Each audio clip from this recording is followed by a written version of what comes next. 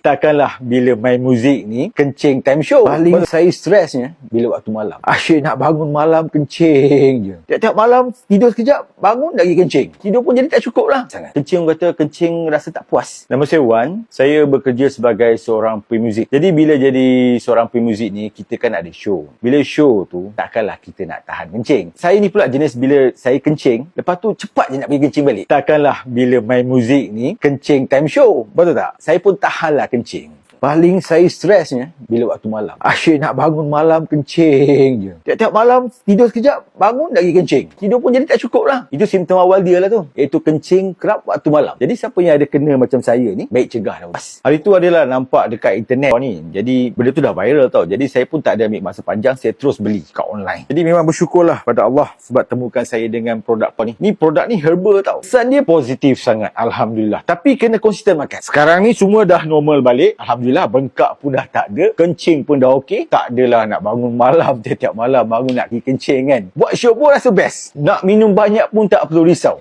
Sebab apa? Sebab ada dah amal. Alhamdulillah. Syukur sangat Allah bagi saya temui dengan produk. Buat makan ni kena ikut dia punya aturan. Jangan makan 1 botol. Dah give up. Cuba beli 2 botol. Dan ikut aturan makan dia. Alami dia punya kesan.